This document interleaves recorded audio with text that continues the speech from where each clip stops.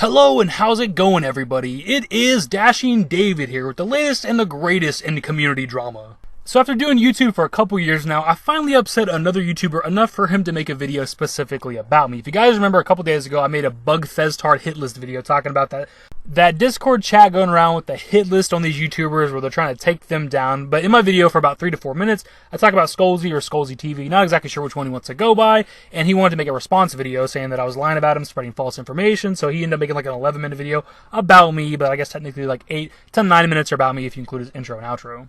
Now, in his response video, he seems to think that my entire video was about him, which a majority of it obviously is, but I don't even throw a shot at Skullzi until about 2 minutes and 40 seconds into the video. He seems to think the entire video is about him, which shows you the guy's ego, and ego is going to be a big part of this video. So near the beginning of his video, he plays the obvious victim card. He's getting these death threats from these supposed shadow people that are just out to get him, and it's making him and his family, and to quote him specifically, my fucking children, nervous. Which to me didn't make a whole lot of sense, because in his initial video about the list itself, he talks about how these people aren't going to intimidate him. He's not worried about them. He grew up on the south side of Chicago, man. He's a tough guy. He's been through a lot worse.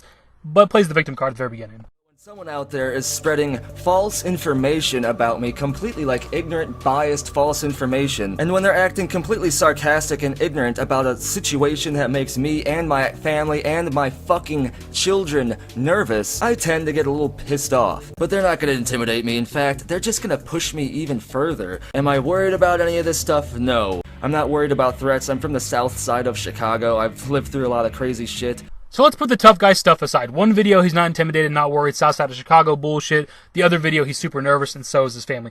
If this entire situation is legit, and he's getting legitimate death threats, and these people know exactly where he lives and all of his personal information, why would you make a public video calling them out? Isn't that only going to further put your family in danger? Aren't you only putting your pride in your YouTube channel before your family? I'm not saying you have to cower, stop uploading, but you can handle all this behind the scenes. It seems very odd to me that you made a very public video about it and telling everybody to tag all these other YouTubers so that there's more traction to your video and to your channel. So within the very first minute of the video, he resorts to your channel's smaller than mine, you get less views than me, you must be jealous. If you guys have never heard of this guy, Dashing David, I wouldn't be surprised, which is a lazy critique from anybody that has a bigger channel than you. If you make a video calling them out, it's absolutely the very first thing they'll hop on. He's no different. He does it near the beginning of the video. There's a small YouTuber out there. If you haven't heard of him, that wouldn't surprise me because he doesn't get too many views. His name is Dashing David.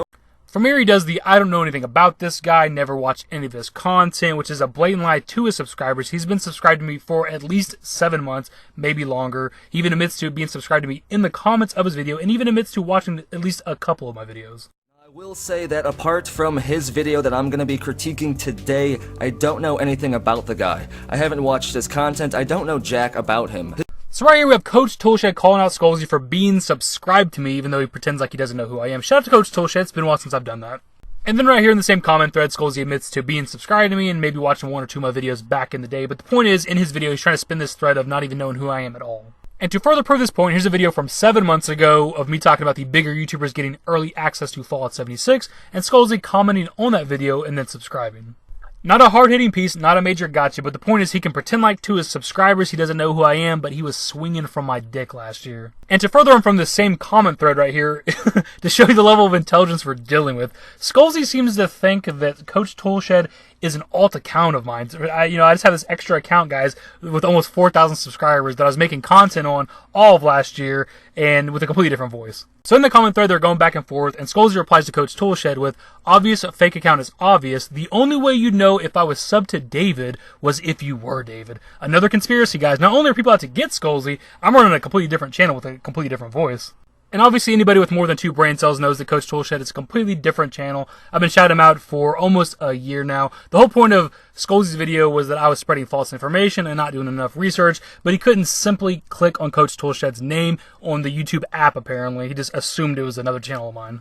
Also, not to mention that the guy seems to think that, I guess, subscriptions are private and only people that you're subscribed to can see that you're subscribed to them or something. I don't exactly know what he's confused by, but this is the YouTuber y'all are behind. This is the guy y'all are supporting who doesn't even know how YouTube works. So here's a quick tutorial for you, Skullzi, since you seem to be new to YouTube. You go over to your channel, you click on channels, and right there's subscriptions, bro. It's really easy. This one's free. He then goes on to say that I'm trying to say that he faked the hit list and the death threats and he's in on a conspiracy with Oxhorn, which was never once said in my video, which is probably why he didn't link my video to his subscribers so they could fact check the stuff. All I ever said about the hit list is I didn't understand why it's blurred. Whether it was the person that sent it to Oxhorn who blurred it prior, or whether Oxhorn blurred it before he made a video about it.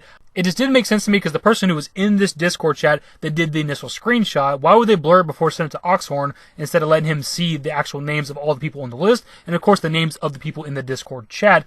Or when Oxhorn went to make his video, why would he then blur out all this stuff instead of letting everybody see the names of these people on the list and people in the Discord chat to truly expose them? In this video, he tried to claim that it was possible that I faked this entire hit list situation and all of those death threats all along. So what you're saying is that I'm in a conspiracy with Oxhorn to try to fake a Bethesda hit list because I don't get views on anything else. So right here we have the supposed hit list, and I'm already seeing a big red flag because most of this picture is blurred out, which doesn't make sense to me because this was a Discord chat between these people who supposedly have this hit list that want to take down these YouTubers. So that means that there's somebody within their group that's on this Discord who screenshotted this and shared it with people. If you're trying to leak this out and get the information out there and expose these guys, why is the shit blurred? It just doesn't make sense to me because if you're trying to expose these guys, why would you blur out their names to protect them? You should be showing everybody their Discord names. On top of that, why are the YouTubers' names blurred out? At least most of them. The only one you get to see is Oxhorn, and then everybody else's is blurred. From the most logical standpoint, we should be able to see the YouTubers' names so we know who's on the list, who they're trying to go after, whether it's taking down their channel or trying to kill them or something. I don't know. Again, I never said Oxhorn blurred it. I never said Skullzi blurred it. I never said the list was faked. I never said they were in on a conspiracy together. I just didn't understand at all why anybody would blur it instead of exposing these guys making the hit list. Hell, I didn't even say Skullzi's name till exactly a minute 30 into the video, which takes place after that clip you just watched.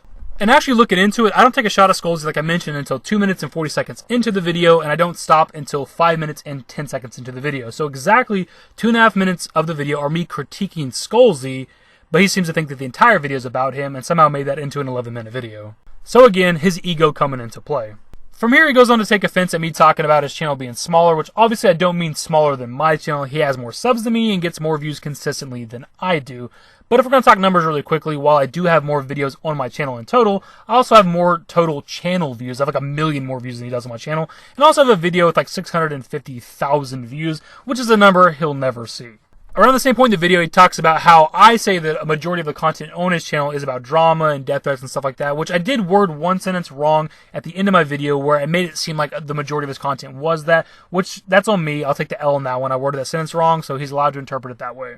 According to Dashing David, most of my content is focused on these death threats and me getting bossed around and saying, oh, the man's trying to stop me from bringing you the news. People are trying to stop me from bringing you information. I'm getting threatened all the time. According to Dashing David, that's what most of my content is about. And the dude does a lot of other videos, but let's be completely honest, a lot of his channel has thrived off this supposed drama that's always going on in the background. His most popular video, which is only like 120,000 views, is about Bethesda supposedly suing him related to Elder Scrolls 6 or whatever, or ZeniMax, or whoever's suing him, I don't know, which is, again, a drama thing. A lot of his videos are about drama, people coming after him and death threats and stuff, and it's just like, at a certain point, I find it hard to believe. So right there at the end, I mentioned that a lot of his videos are about drama, which was worded wrong because he said he's got like 800 videos on his channel. So obviously not like 500, 600, 700 videos about drama. I worded the sentence wrong. I was more so playing off of something I said earlier in the video about the narrative that I've seen since I started watching his channel being drama and death threats. Ever since I subscribed to the channel last year when his sub count was half of what it is now, he's still talking about the exact same shit. Oh, somebody's emailing me. Somebody's threatening to kill me.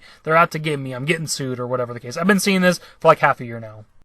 And it's going to sound like I'm coming at Skullzi, and that's not the point. But the thing is, since I started watching his channel last year during like Fallout 76 and stuff like that, this has been the narrative. It's been, the man's trying to hold me down, Bethesda's trying to silence me, people are after me, there's death threats coming at me, now there's a hit list, and it's like, that's a lot of activity, a lot of drama for such a small channel. Now in my video, I talk about his most popular video being 120,000 views, which actually isn't true. It's pointed out in either my comments of my video or the comments of his video. They actually had a video that was more popular with 150,000, which isn't entirely my fault. I searched Skullzi, sorted it by view count, and this is what pops up right here. This 120,000 view video, which might actually be more because if you click on a video, it usually has more views than what YouTube shows right here. But if you actually search Skullzi Elder Scrolls 6 and sort it by view count, you see this video pop up, which is actually his most popular video. So it's on me, right? But it's also on YouTube for not actually showing me his most popular video. But I was under the impression that his most popular video was a video about him getting sued. So drama, whatever. Again, something I said in my video. It's a narrative I've seen since I subscribed to his channel. The video is from like 9 months ago. I don't know exactly when I subscribed, but that's roughly around the time that I did subscribe. And he was talking about this shit again back then. He then goes on to Google himself because of the smaller YouTuber comment and me talking about how I don't understand why he'd be getting all these death threats. But all he's doing is talking about trademarks and patents, which is good, right? It's a niche on his channel. He's got his own little thing carved out. He gets a lot of views for that kind of content. But it's not anything you would actually get legitimate death threats over or stuff taken down. It's public information. It's all out there. Anybody could find this stuff. It's not secretive at all in the slightest. Actually go to Google, as you see here, and type in Skullzi and then click news. I am all over the headlines for breaking information about a lot of next-gen games, next-gen gaming technology, and for breaking news about Elder Scrolls information such as the Redfall trademark and the Redfall trademark dispute. I'm not trying to do a weird flex okay shit here. I'm just straight up disputing everything that Dashing David is trying to feed you guys in his video. So I'm not entirely sure what he's supposed to be disputing with that part of the video, other than, I guess, the majority of his content being about drama and stuff, which was like 1 or 2 sentences in the entire video. Out of the 2.5 minutes of me talking about Skullzi and critiquing him, is like 1 or 2 sentences that he just ran with this video.